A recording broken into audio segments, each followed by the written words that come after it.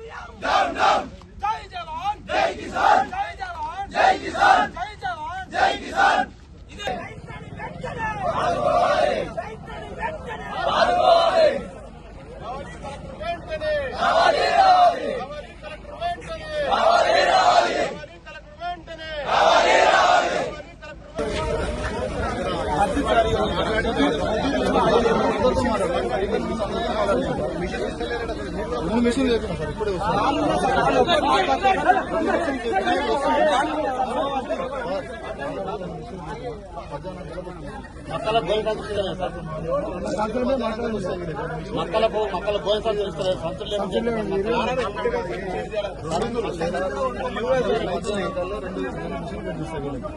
Rice mill చెప్పిన తీసేసుకోమని చెప్పారు. Already sir కూడా మాట్లాడింది.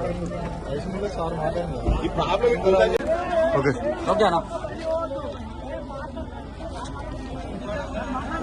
ఈరోజు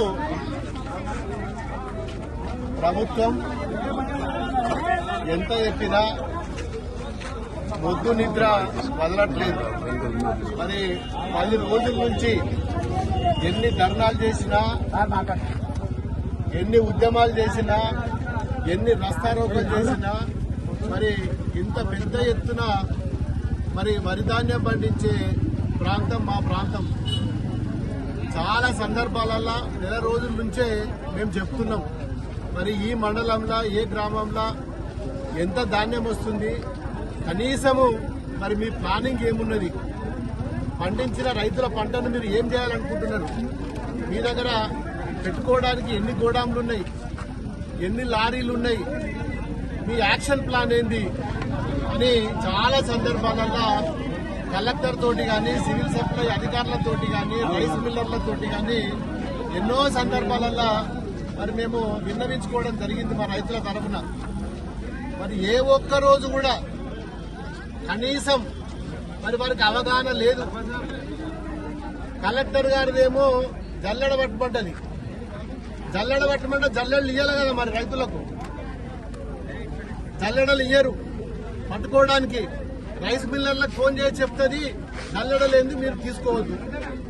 మరి ఇక్కడనేమో జల్లెడీయకపోతుంది, అక్కడనేమో రైస్ మిల్లర్లకు కొననీయకపోతుంది. ఎవరిది బాధ్యత? కలెక్టర్ది కాదా? సివిల్ సప్లై వాళ్ళది కాదా? రెవెన్యూ డిపార్ట్మెంట్ది కాదా? అగ్రికల్చర్ డిపార్ట్మెంట్ది కాదా? మరి ఇన్ని సమస్యల మీద ఉంటే ఒక్కొక్క డిపార్ట్మెంట్కి ఒక్కొక్క ఆన్సర్ చెప్తారు. వాళ్ళు మేము ఒకటి చెప్తే వాళ్ళు ఒకటి చెప్తారు. ఇవాళ ఊసున్న అన్ని చౌరస్తాలు ఒకటి కాదు, ప్రతి మండల చౌరస్తాలో ధర్నా నడుస్తుంది. ఇప్పటికైనా బుద్ధి రావాలి. మరి మా కలెక్టర్ అమ్మ మరి ఆమె ఒక అధికారి, కింది నుంచి పైకి వచ్చిన అధికారి, ఆమెకు అన్ని తెలుసు. కింది లెవెల్లో అధికారిగా పనిచేసింది, తర్వాత స్టెప్ బై స్టెప్ ఇలా కలెక్టర్ అయింది. మరి కింది స్థాయిలో అధికారులు ఎవరి డ్యూటీ వాళ్ళు చేసుకోవాలని చెప్పి కనీసము మరి వారితోటి కోఆర్డినేషన్ మీటింగ్ కూడా పిలుచుకొని ఈ రోజు వరకు కూడా మరి గోడాంస్లో లారీలు కానీ గోడాంస్లో కానీ కొనుగోలు కేంద్రాలకు సంబంధించిన మరి ఏ గ్రామంలో కూడా ఇంకా మూవ్మెంట్ స్టార్ట్ కాలేదు. ఇది వాస్తవం. నేను చెప్పేది రాజకీయం చేస్తలేను నేను. ఇలా ఉన్న వాళ్ళందరూ కాంగ్రెస్ వాళ్ళే ఉన్నారు. ఇలా 90% కాంగ్రెస్ వాళ్ళు ఉన్నారు. మేము రైతుల గురించి మాట్లాడుతున్నాం, రాజకీయాల గురించి మాట్లాడతలేం. రైతే ఎవరికైనా కానీ మరి ఈరోజు ఇంత పెద్ద ఎత్తున పంటలు పండితే మరి కనీసం మరి ఏ విధంగా కొనాలి, ఎట్లా కొనాలి, మరి దారి చూపించాల్సిన బాధ్యత ఎవరిది? మరి అలా ప్రభుత్వంది కాదా? మరి ఇన్ని రోజులు ఇన్ని ధర్నాలు చేస్తే కనీసము ఇంగీత జ్ఞానం కూడా లేదు. రేపటి వరకల్లా అన్ని కొనుగోలు కేంద్రాలల్లా మరి స్టార్ట్ చేసి అన్ని గ్రామాలల్లా పిఎస్సిఎస్లు కానీ ఐకేపీ కేంద్రాలలో కానీ వెంటనే ధాన్యాన్ని లేపకపోతే మరి పెద్ద ఎత్తున నియోజకవర్గంలో ఉన్న ప్రతి గ్రామం నుంచి ప్రతి రైతు కూడా హైదరాబాద్కు వచ్చి సెక్రటరియట్ ను ముఖ్యమంత్రి కార్యాలయాన్ని కూడా ముట్టడిస్తాం. మీకు ఎట్లాగో నూకలు చెల్లినాయి. నిన్న రిజల్ట్ చూస్తేనే తెలిసిపోయింది దేశంలో అన్ని రాష్ట్రాల్లో ఏమేమైందో. ఇప్పటికైనా బుద్ధి తెచ్చుకోండి. ఇప్పటికైనా రైతులను కాపాడుండ్రి.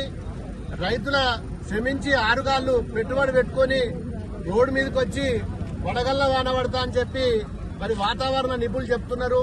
వారు భయంతో ఉన్నారు, భయభ్రాంతులతో ఉన్నారు. మరి కోట్ల రూపాయల పంట నష్టపోతుంది. కాబట్టి మరి ఇప్పటికైనా రేపటి నుంచి మరి జిల్లా అధికారులు మరి అన్ని కేంద్రాలల్లో కొనకపోతే నేనే రేపు కలెక్టర్ ఆఫీస్ ముంగడ పోయి ఇదే సమయానికి మరి నేను హెచ్చరిస్తున్నా. రేపటికల్లా మూవ్మెంట్ స్టార్ట్ కాకపోతే మరి రైతులతోటి కలెక్టర్ ఆఫీసును ముట్టడిస్తా.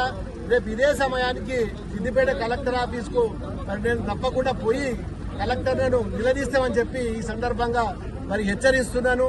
మరి రైతులందరి తరఫున దుబ్బాక నియోజకవర్గ రైతుల తరఫున మరి మా కలెక్టర్ని గారు కూడా హెచ్చరిస్తున్నాం. స్వామి బోధానంద గోసేవ ఆశ్రమం సైథాపూర్. జ్యోతిష్యం, వాస్తుశాస్త్రం మన పూర్వీకులు మనకిచ్చిన వరం.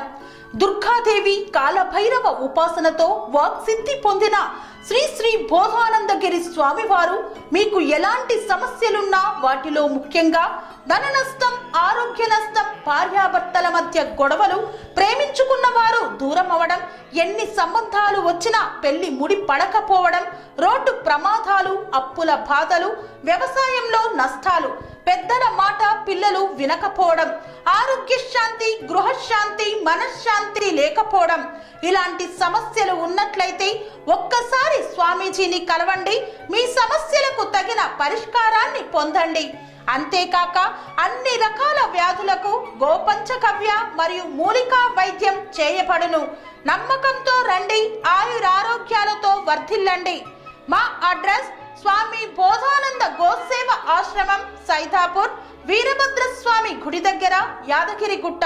సంప్రదించవలసిన నెంబర్ 9849213754 మరియు 9618034138.